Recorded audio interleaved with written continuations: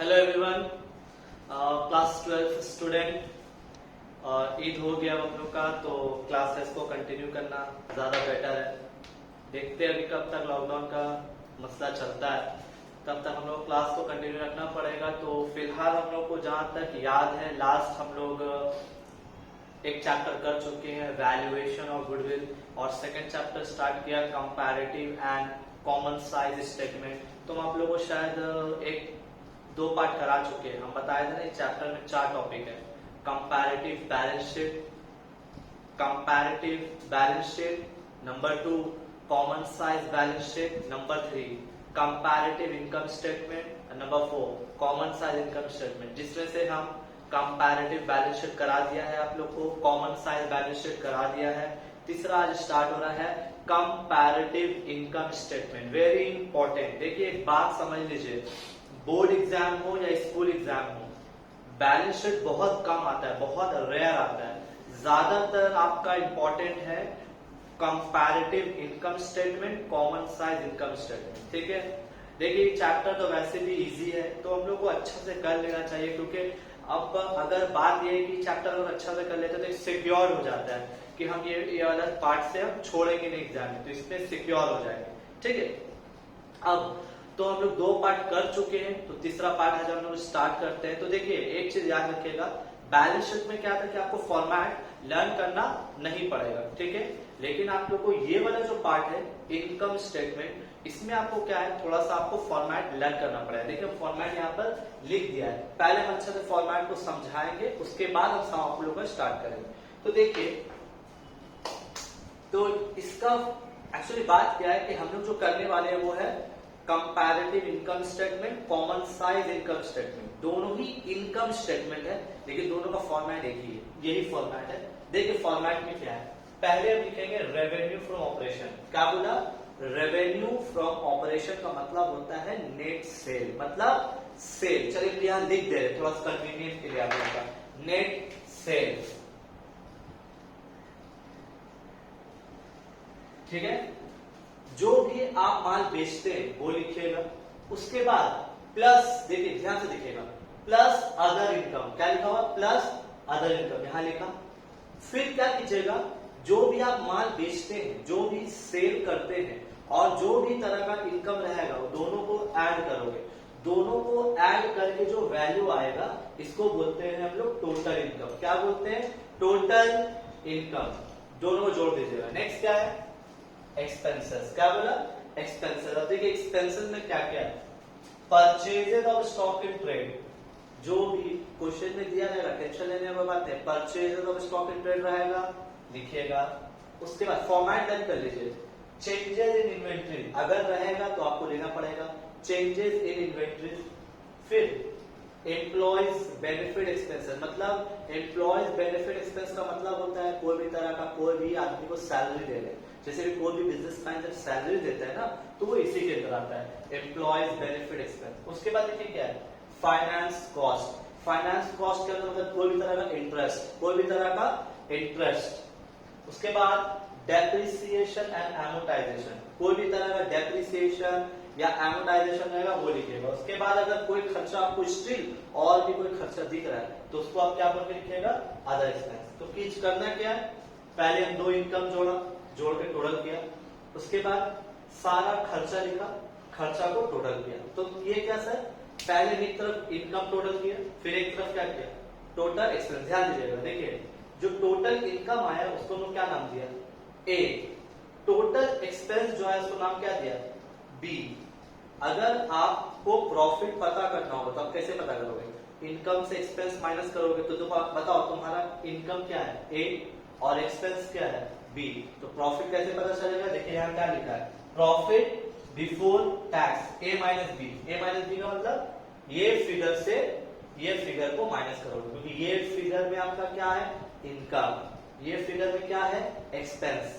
तो इनकम से expense minus करेंगे तो क्या आ जाएगा? Profit before tax. उसके बाद अगर क्वेश्चन में टैक्स रहेगा तो माइनस करोगे टैक्स, फिर इससे इसको माइनस करोगे तो क्या आ जाएगा? Profit after tax. ठीक है, यही फॉर्मेट है। आपको फॉर्मेट बदलने में अच्छा से लर्न होना चाहिए। पहले आप अच्छा से फॉर्मेट को कॉपी कर लीजिए, फिर हम लोग सम्स स्टार्ट करेंगे। क्लियर? पहले अच्छा से फॉर्मेट कॉपी कीजिए।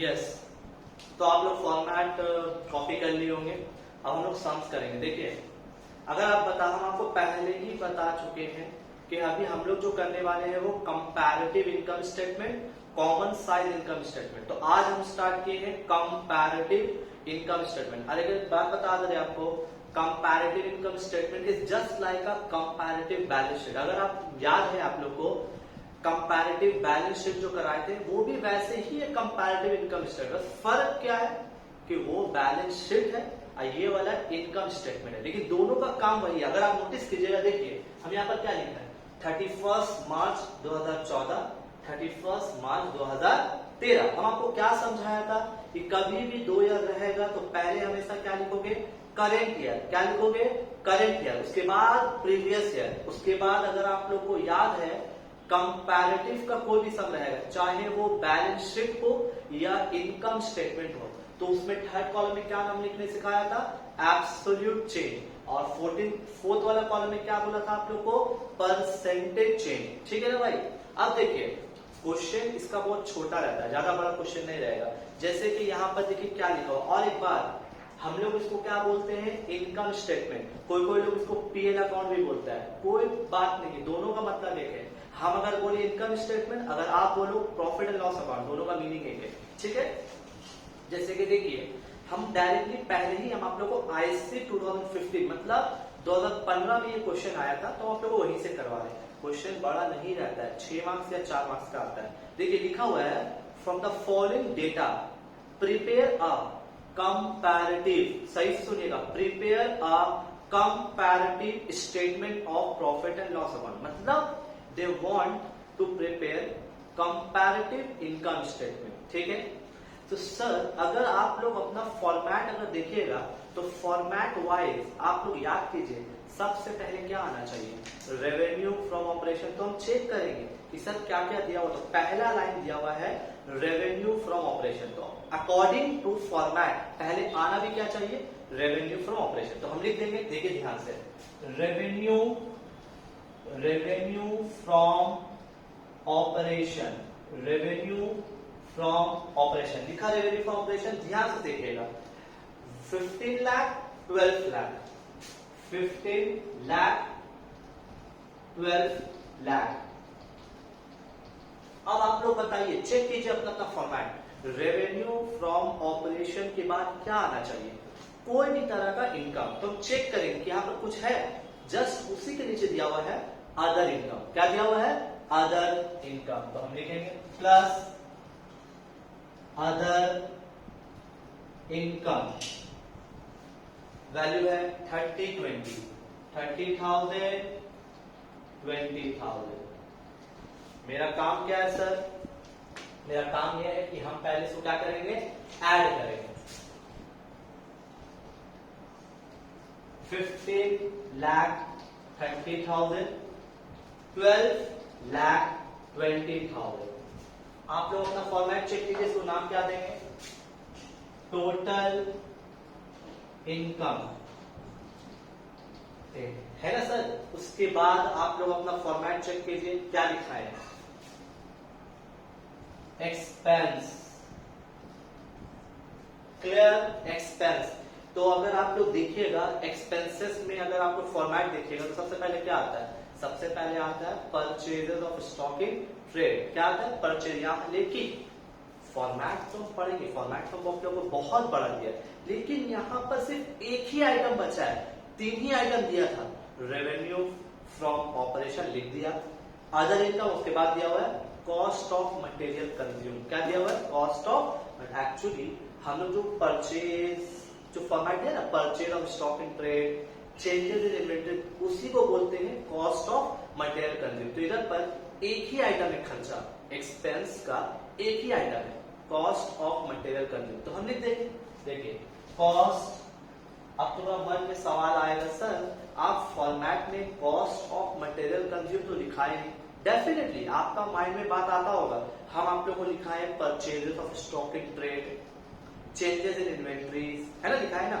तो एक चीज याद रखिएगा, ये जो purchase of stock in trade होता है और चेंजेस इन इन्वेंट्रीज जो होता है, इन दोनों को मिलाकर ही बोलते हैं कॉस्ट ऑफ मटेरियल कंज्यूम। तो देखिए लिख भी दे, या फिर आप लोग नोट डाउन कर लीजिए कि परचेज और चेंजेस इन इन्वेंट्रीज जो दो लाइन होता है, एक्सपेंसेस का नीचे जो पहला दो लाइन लिखाया है, वो दोनों को मिलाकर बोला जाता है cost of material consume. Clear?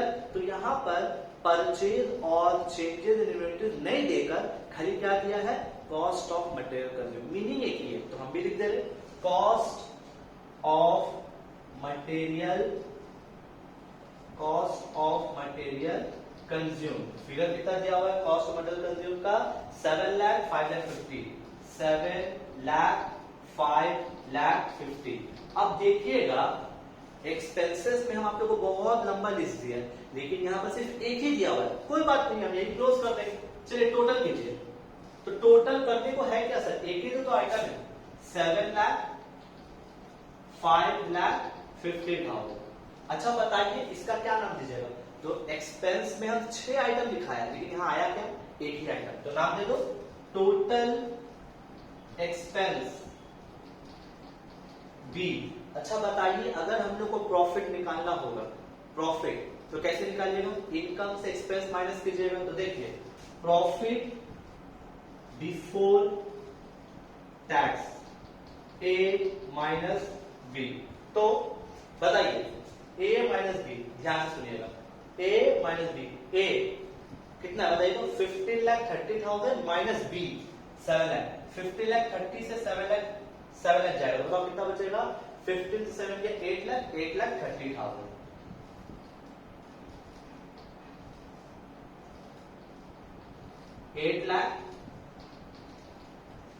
Next 12,20,000 से 5,50,000 प्रॉफिट बिफोर टैक्स कैसे निकलेगा, ए माइनस बी, 12,20,000 माइनस 5,50,000। तो 12,20,000 माइनस 5,50,000 आपका होता है दिया हुआ है कितना, 12,20,000 माइनस